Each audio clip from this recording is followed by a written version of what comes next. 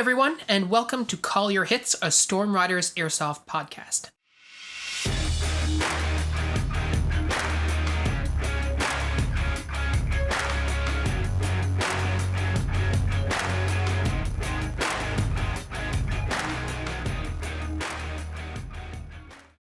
Thanks for tuning in, guys. Today I've got Jon in the studio with me, and we're going to be talking a little bit about modifying your airsoft gear. And we've talked a lot in the past about like upgrading your airsoft gun, what you do in the mech box and stuff. But upgrading your gear is something we talk about as well. But modifying your gear is something that not many players necessarily consider. And this actually stemmed from the fact that you and I, not you, the listener, but you, Johnny, in the studio with me, just spent some time applying some scrim and some netting to our helmets. And you had like a British pod. We'll get into it in a second. But I had a fast helmet. And if you really think about what a fast helmet is designed for, it's not designed for accommodating scrim. Can you put scrim on there? You can. But if you're looking for like a dedicated scrim net that is custom made for a fast helmet, like you might find for like a CF Gallet helmet or something, that doesn't really exist. So really, we had to figure out what we were going to do. And it turns out in having those conversations and spending some time, working on it together, that we found out that you can do that for a lot of different things. And it turns out that you actually have done that. So we thought it'd be a good conversation piece for us to get into, like, why would you mod your gear? Like, what are the kinds of things you need to mod? And where we actually see that all over the place and don't really give it too much of a second thought, right? Mm-hmm. So let's start actually with talking about your chest rig. Sure.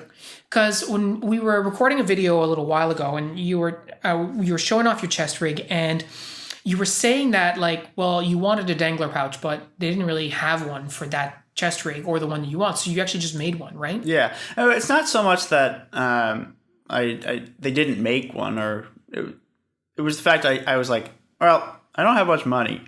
I know how to sew. I'm just going to spitball some ideas. I only have one shot at this because I have one piece of camouflage fabric that I wanted to use. And if it didn't work, then I was just going to say shag it. So it's no harm, no foul, because I didn't use the net anyways. So I just kind of sat down, kind of did a rough outline of what I thought what it should look like using reference photos and whatnot. So just looking and doing my research. And once I had it finished, my research stage, that is, I sat down, I started, all right, how do I take this helmet apart? There's 3 panels. All right. How is that going to incorporate? Do I have to do any additional cutting trying to get this thing cut out to shape? And it really just didn't. There was no issue with I guess I did a good job on my research stage, but I had no issue with it. It was I was trying to figure out. Well, I know most of these chest rig or these dangler pouches or whatnot have a piece of metal support to keep it so it has shape. So I was like, all right, well, I have a wire framed coat hanger, and I cut it off and I cut it to size and I pinched it in there the best I could, sewn it together, and it just failed miserably. Mm-hmm. So now there's this piece of rod inside my dangler that just serves no purpose. But I was like, all right, well, that obviously didn't work. I'm not going to let that discourage me. I'm just going to take it for what it is. I mean, it's just a handmade thing done in 2 hours, and it might be crap, but I can hold stuff where I couldn't hold stuff before. Totally. And it's in a unique camo pattern. I mean, it's splinter, right? Yeah. So if you go on Amazon or whatever, you may or may not be able to find a splinter dangler. But if you have access to a piece of camo that you want to use for a piece of a garment, not a garment necessarily, but an accessory. Yep. And you want an accessory in that camo pattern, well, you can certainly make one. Yeah. And these aren't skills that you've had your whole life, right? You just recently learned how to sew. Yeah. I mean, as bad as COVID-19 is for everybody, it taught me a lot of things that I otherwise would not have learned about myself, my capabilities, and my interests, really. Because, I mean, it wasn't until I was forced to be inside all the time that I was like, well, I need a hobby or else I'm going to go actually insane. Yeah. So I picked up sewing because I had an interest in Denison smocks, and I was like, I'd love to make one.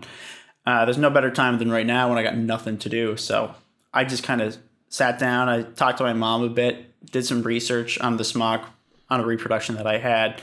And, I cobbled it together. It's very amateur, but I mean, a lot of people couldn't do that for their first thing. The only thing that really kind of like lending credence to my confidence was like, I just said shag it. If it doesn't work, it doesn't work, but I'm just going to give it a shot. That's the only thing I can do. Yeah. I mean, I hope it comes across, but I'm a guy that likes to fly by the seat of my pants. Like, yeah. I am, that is very much my ethos. So like, if it doesn't work, then so what? And the stakes are pretty low. I mean, it's not exactly. like you're, especially when you're trying to generate something, it's not like, you might have wasted material or whatever, which is fine, but you're not necessarily going to destroy like the one thing you're working on, right? Exactly. Like it's not high stakes in that, right?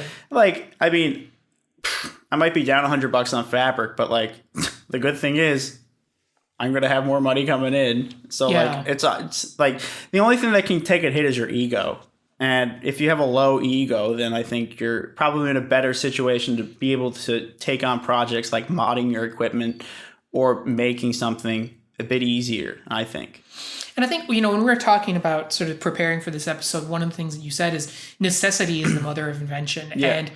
And there's a history of modifying equipment, garments, etc. in like history, right? In the military. I know Onion on the Discord, Sapuli, he was recently raid modding one of his BDUs, which is taking the pouches, like the chest pouches, not pouches, I should say, the chest pockets, and moving them to the shoulder. Oh yeah, which is something that was done. I think was it in like the 80s and the 90s? Oh, definitely. There's it's hard to like fasten down a time period in which pockets were moved to the arms. It was just what one guy did inspired other people to do the same thing because it was for them an operational.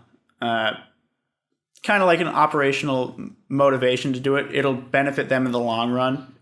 So there's like your pockets are going to be covered by your plate carrier and all that stuff, and your chest. Like if webbing was around at that time or whatever, like chest pockets are redundant, but done creatively, they just took them off and put them on their arms and just made a completely different use for them. Now they birthed new life into something that was redundant because of necessity, really.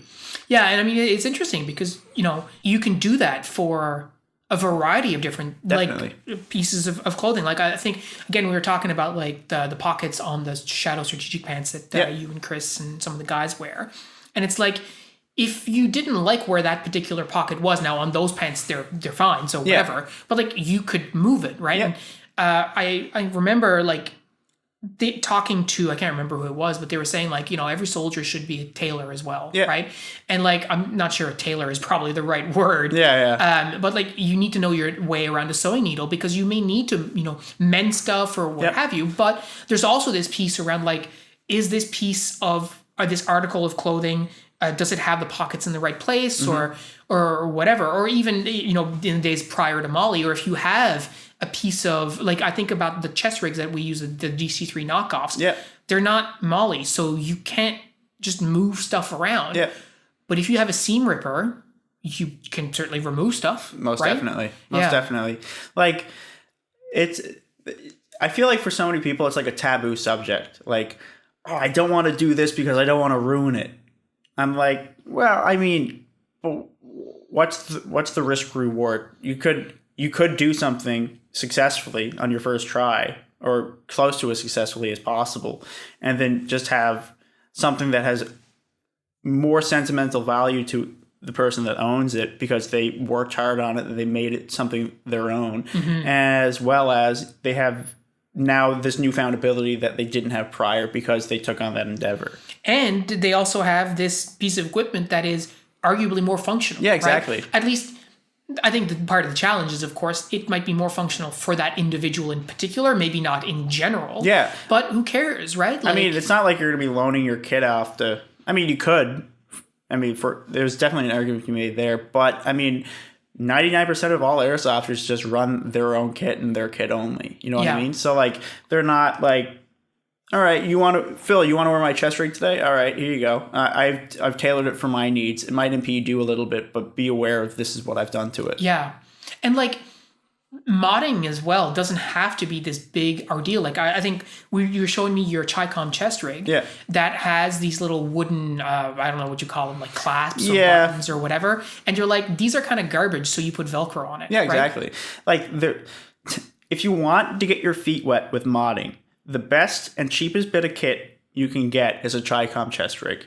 There is no end to what you can do with it. I've seen people put Molly on it. I've seen people like put foam in their inserts for like 5.56 mags. There's like, I have a buckle on the back of mine that allows for ease of application of the garment or the chest rig or whatever. And it's just a multitude of things you can do. They're cheap.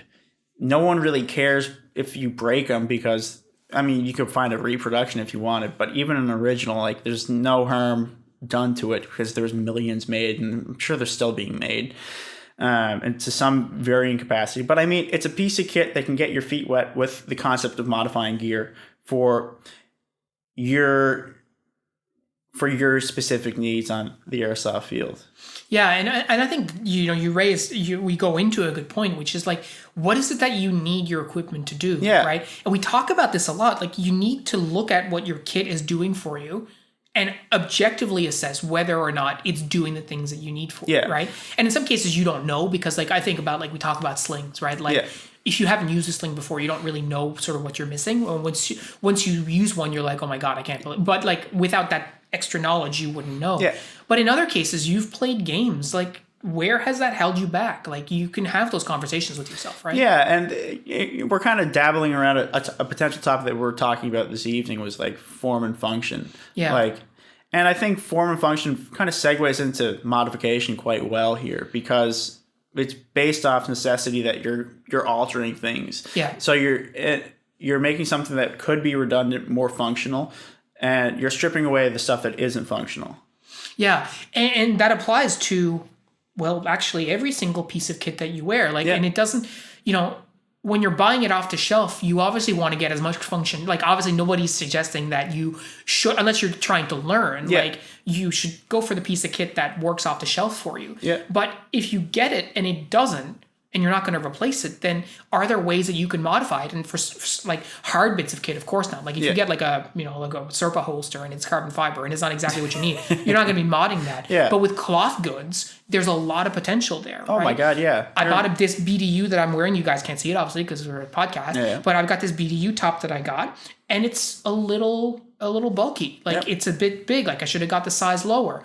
I could return it, or I could just take it in. Yep. Right. And like, I'm not great with the sewing machine, but I know someone who is. Mm-hmm. Like, I could ask you, John, to do it, or I could ask, my wife, or a variety of different people who I know who can sew. Pat's sister, for example.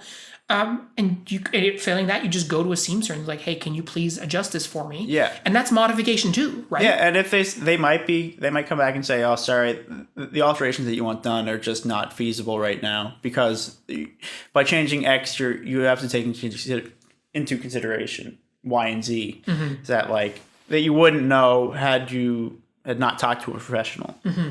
So I mean, there's caveats to uniform, I think, specific tailoring and stuff like that, because there's more moving parts in like a BDU than there is a chest rig, in my opinion. Because if you move a magazine pouch, for example, the whole thing doesn't care. Mm-hmm. You know what I mean? But if you want to take in the sides on a jacket, for example, you have to take into consideration the arms, like the stitching there. How is the arm actually manufactured onto the garment and stuff like that? So I had the same thing. Like, I had a tanker jacket from at the front, World War II one, and it was just big on me, and I was very small at the time. Not that I'm much bigger now, but I took it to a couple tailors, being like, hey, can you do anything with this? And they were like, no, it's actually impossible for us to do anything to make that what you wanted. Mm-hmm. I was like, okay, I can make it work. And I mean, that's when experience comes in handy, knowing the capabilities of, or not necessarily capabilities, but like the understanding of how things go together. Yeah. Yeah, and like understanding as well limitations of the material you're working with. And like, I remember when I went to the seamster and I had them hem my pants and also take them in because the legs were really big. Yeah. And they're like, well, you have to understand, like, this is like a double stitch, like military kind of grade. Like, we can't do that. Like we don't have like they had enough knowledge to know that the type of stitching that was done on this is not the kind of stitching that they can reproduce in just a civilian tailor shop where they do like dresses and tank tops and stuff, right? And I was like, that's fine. Like, I'm not going to Afghanistan. Like, I'm, I just need them for like weekend skirmish wear. And if it blows out, it blows out. And turns out, you know what? They did a great job, and they're still holding together, so fine. But like you're saying, sometimes you need that expert eye if you don't have it yourself. But even just being able to look at it and go, I want to modify this, right? I want to tailor it to suit me. Like, that's why we say, like, tailoring your gear, that comes from tailoring clothing. Exactly. Making it fit properly for you. That comes from modification. Like, the thing about modification is it's not limited to just airsoft. Like, I feel like whenever I'm on the podcast, I'm talking about things that are applicable to outside of airsoft, more so than they are airsoft focused. You know what I mean? And, I mean, obviously, the reason why I have the confidence to do that is because of outside of airsoft. But I mean, it's kind of linked.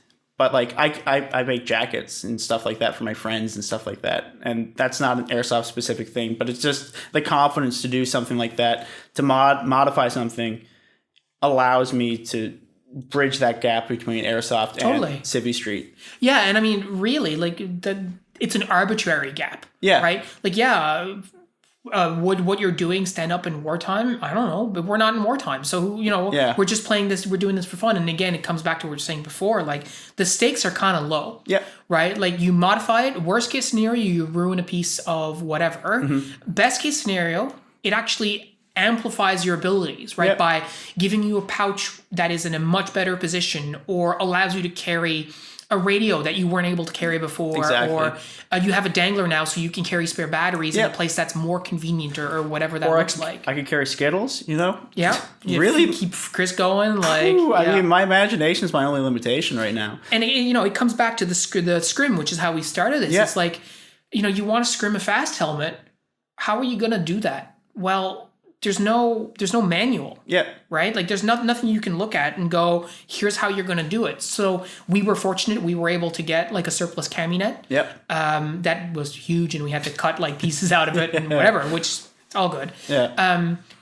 But then you and we took a bit of a different approach. Because we have two different helmets. So you had a British helmet, right? I had the British Mark 6 size large helmet. And you had a reproduction of a fast helmet or bomb helmet or something. It's a maritime cut. So it's got like the higher cut around the ears or whatever, but it's a bump helmet. And it's not intended to take scrim. And then your helmet is, I would call it like a more slick helmet in the sense that it's just an army helmet, let's call it. Whereas mine has the ear pro that's built in, and it's got the GoPro that's built in. Yours has functionality, where mine doesn't. Well, and it's not necessarily functionality, I would say, but it has requirements, right? So, like, I can't just put scrim on top of the helmet because it'll cover the GoPro.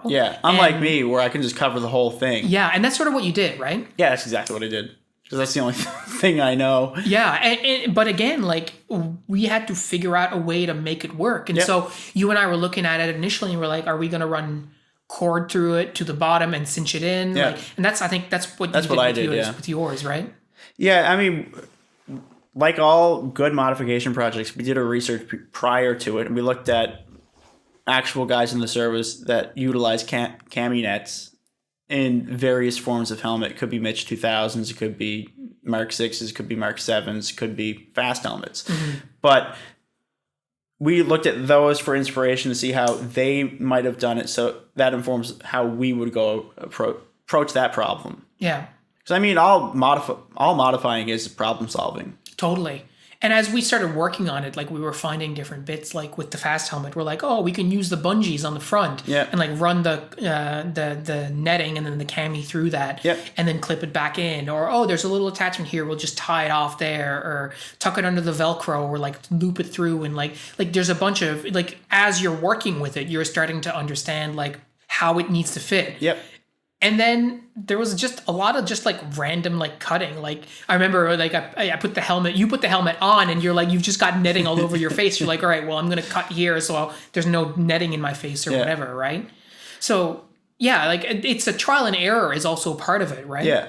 And I mean, it's not a foreign thing to modify one's equipment. Like we kind of alluded to it prior, but I mean, one could argue that rigging or modifying, but rigging as it's known in the military, is like kind of done, has its genesis kind of in the First World War, I would argue, with like marksmen and how they would like kind of paint cloth in order to camouflage themselves, or they would, to a larger extent, like make fake trees and stuff like that so they can hide. I mean, you're modifying the battlefield to favor you in that case, as opposed to a piece of specific equipment. But I mean, at the same time, it is a piece of specific equipment to help you. Yeah.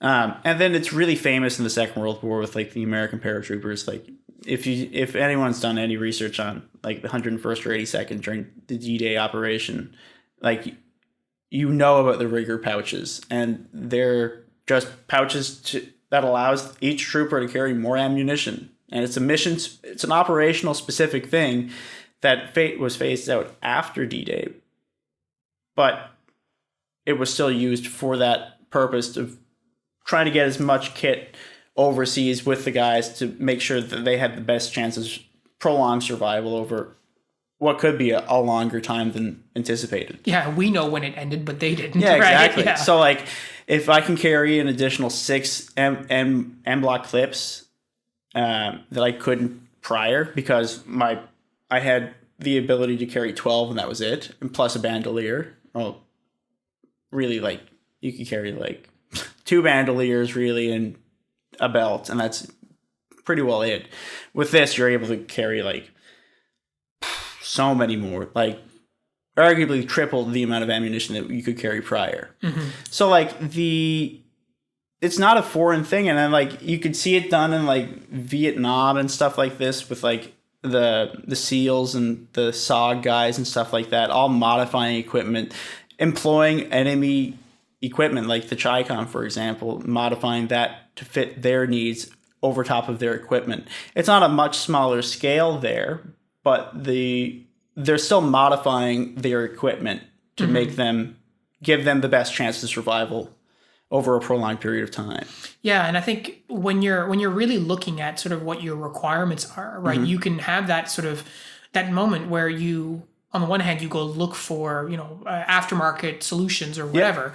But to your point just now, there's nothing wrong with being like, I'm going to take whatever I've got and then slap another pouch on it, or figure out a way to make it work and to rig it, right, to work and allow me to carry an extra mag. And we see a lot of that development and, I guess, growth in the way that new equipment is built. Like, I think you look at the Strato Strategic Pants and they have the ability to put a mag in the pocket, but like in between the actual pocket and the leg, so it's like it's its own separate compartment. Or the fact that now most BDU tops have pockets on the arms where Raid Mod pockets used to go. Now that's just where they go. Right? Yeah, I mean, if you look at combat shirts, they're a perfect example of modified equipment because they take the place of a standard issue battle dress uniform BDU and makes it applicable to an arid, a hot, any type of environment really, besides like an Arctic condition, where you're not going to be wearing your like this M90 battle dress, like tunic or whatever. I'm sure there's BDUs across the world that are more fabric based as opposed to like operational like requirement, like a wicking material that's not flammable, that's stuff like this. What you see guys wear, like SF guys and like Afghan and stuff like that are wearing. You can see like there's 2 different types of uniform, and that's because they need a more adaptable piece of kit for that environment. Yeah. And, when you take it back to airsoft, like that applies to a lot of different things when we hit the field. And, of course, we've talked in the podcast before about how, like, we tend to only wear one type of kit. Like, I mean, like, we have all kinds of different kits, but, like, we sort of stick to what we know. Yeah. But when it comes to modding, like, have you ever just wanted Velcro somewhere? Yeah. Like, why wouldn't you? And I remember many years ago when you were making the Desert Night Camo anoraks that you made. Yeah. I guess the anorak is probably the right term. Yeah.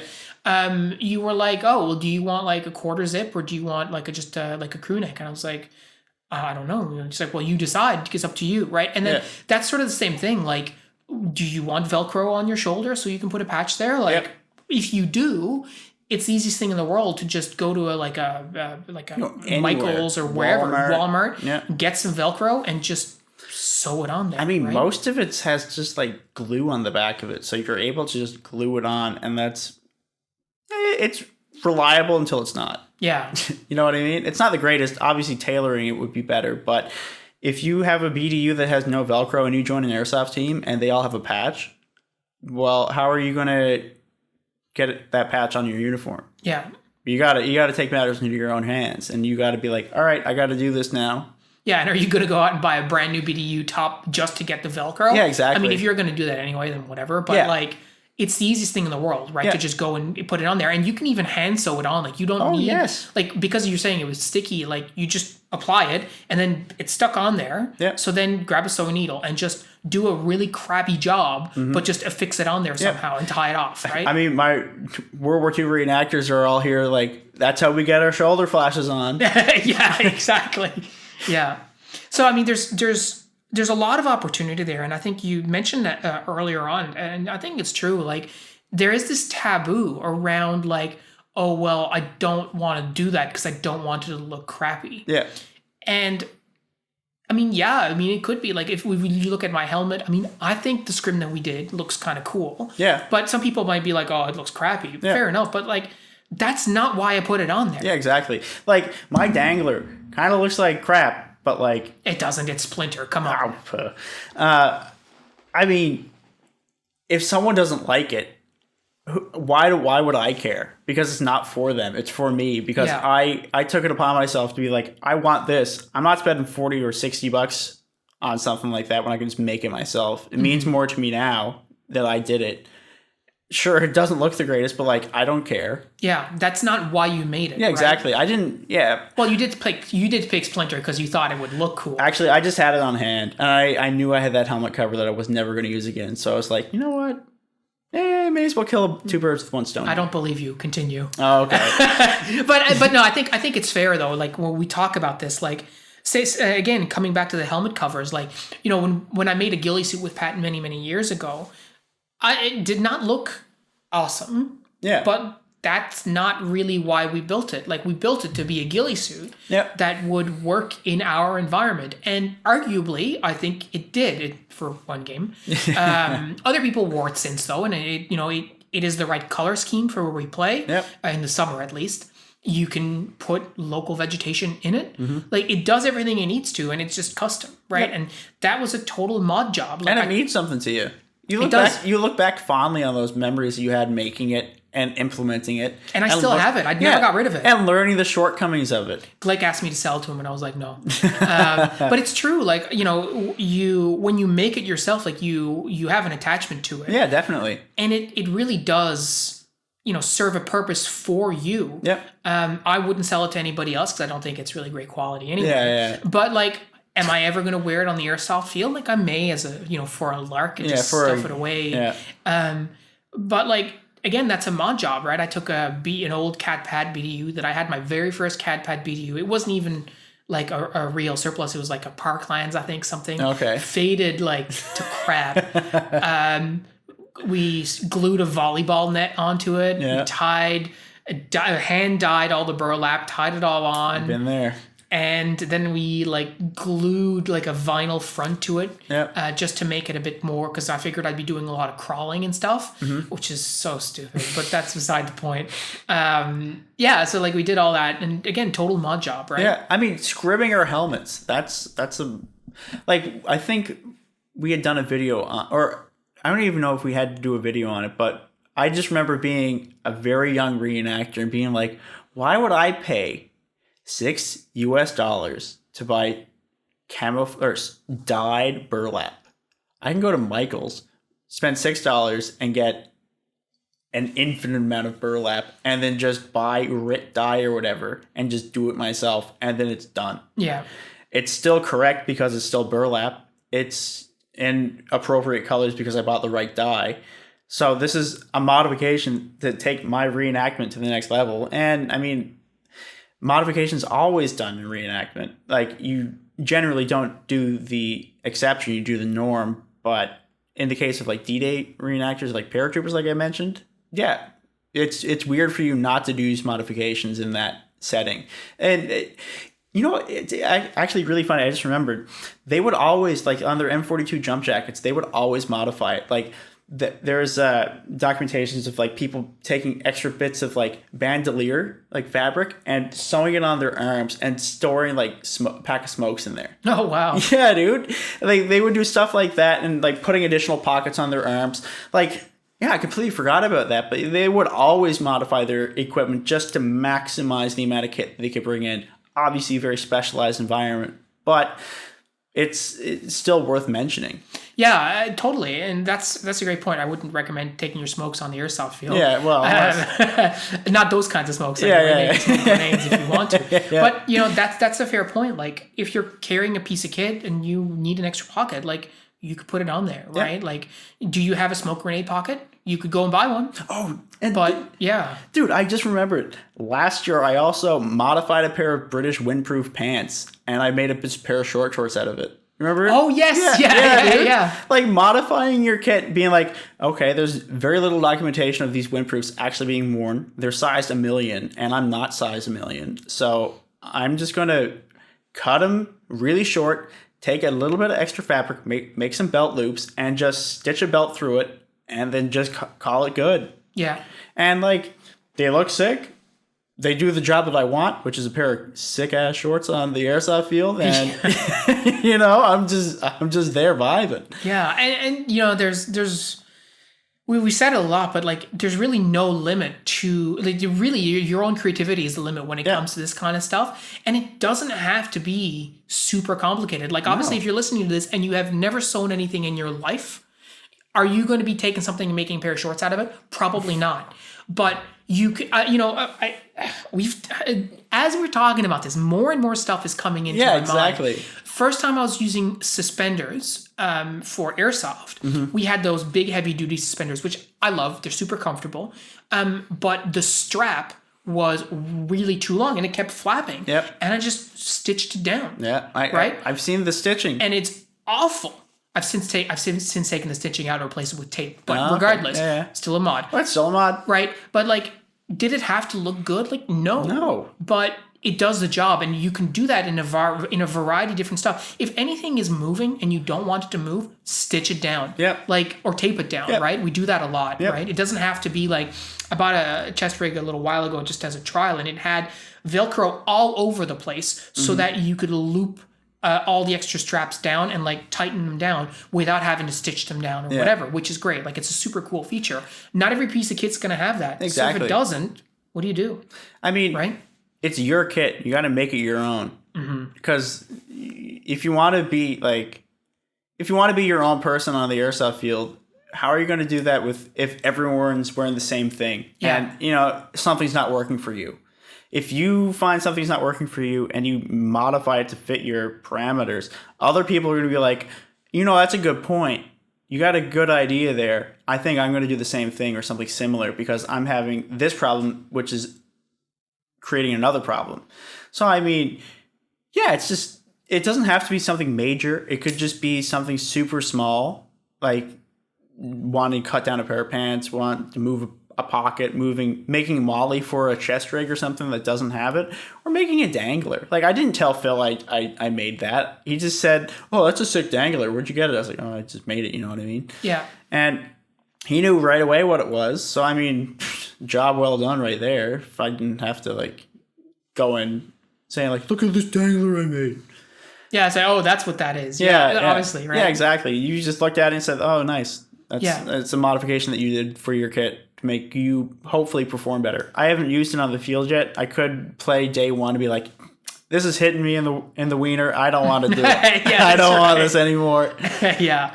But I mean, you probably won't have that experience, I think, especially if your chest rate is high enough. Like I find mine doesn't do that. It just it's more actually like on my belt line or whatever. But point is like you're gonna get to try. But if it doesn't, then guess what you're probably gonna do? Mod it so it works, right? Or just remove it. Yeah. Because like I got by without it for so long.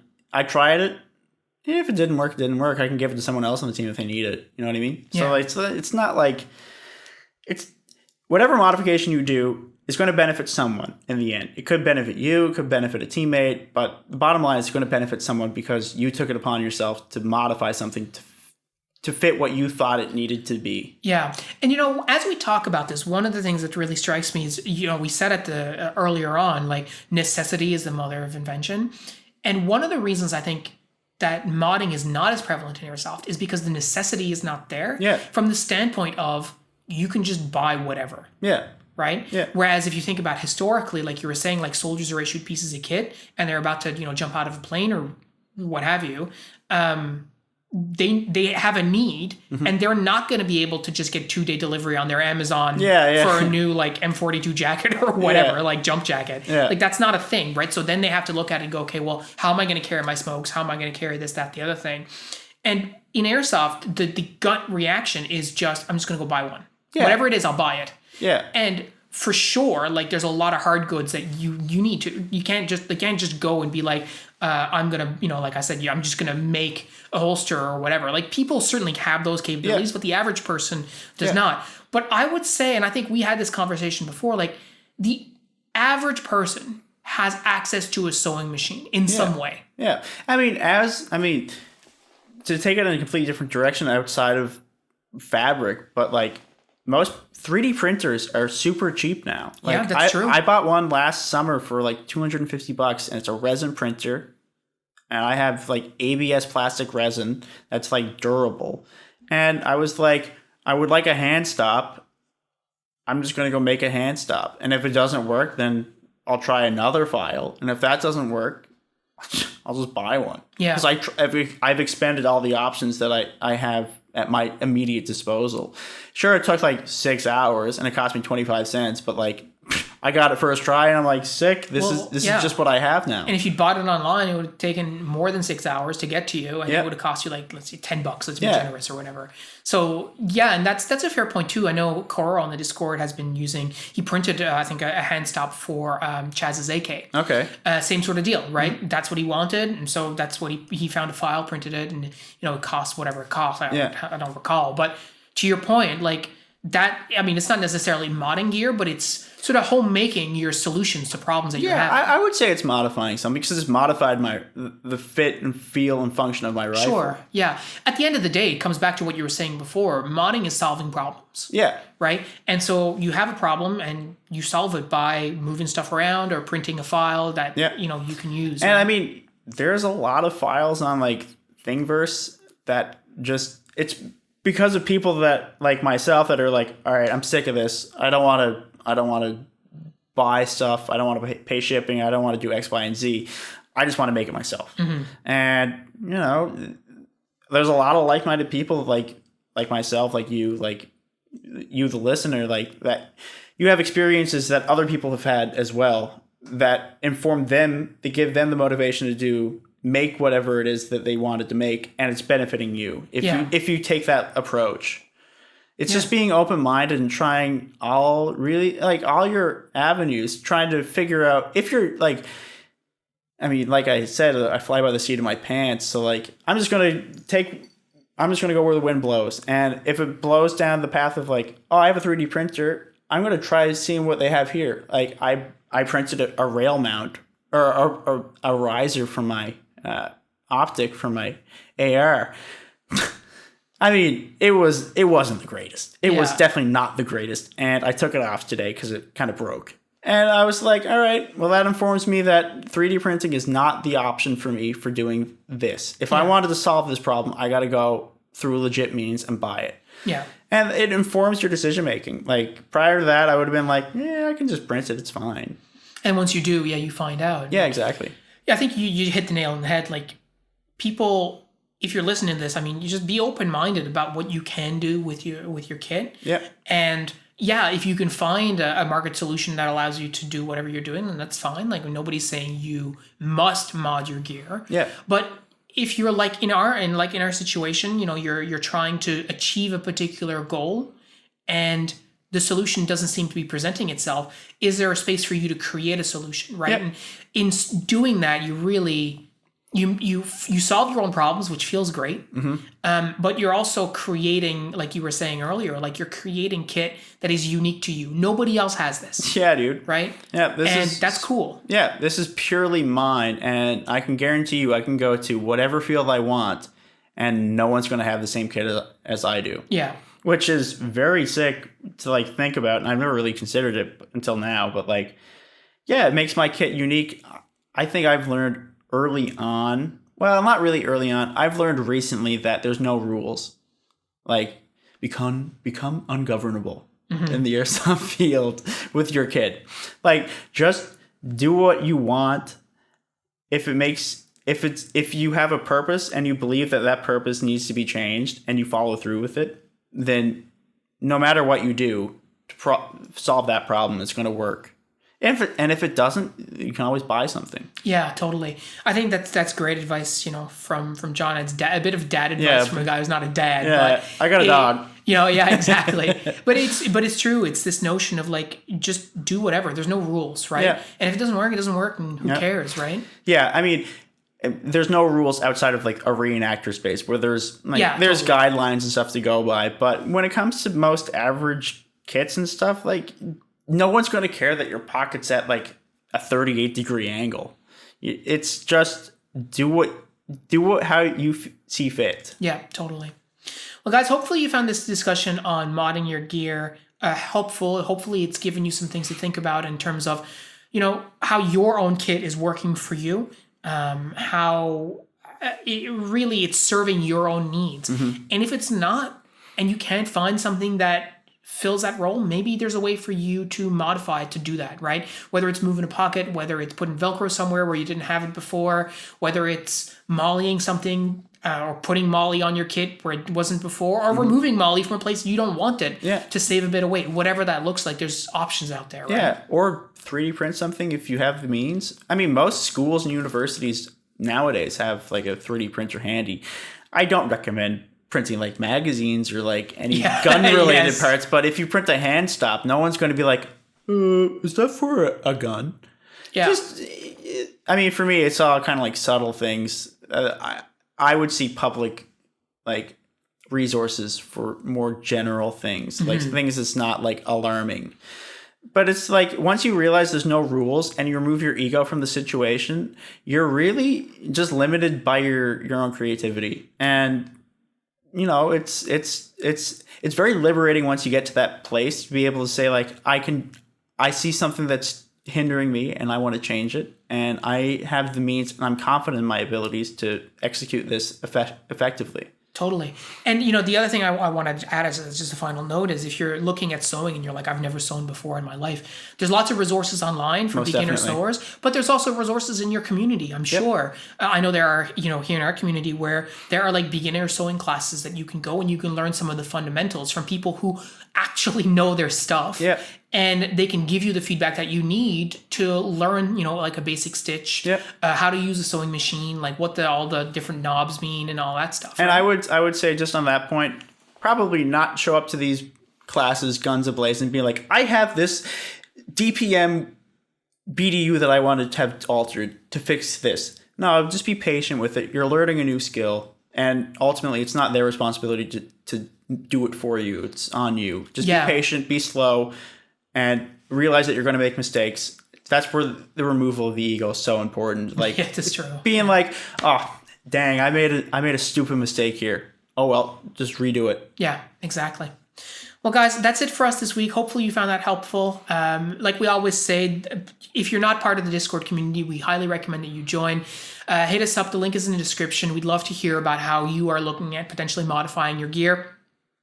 We've got lots of different conversations on that going. But until then, guys, that's all we got for you. Thanks so much for listening, and we'll talk to you next week.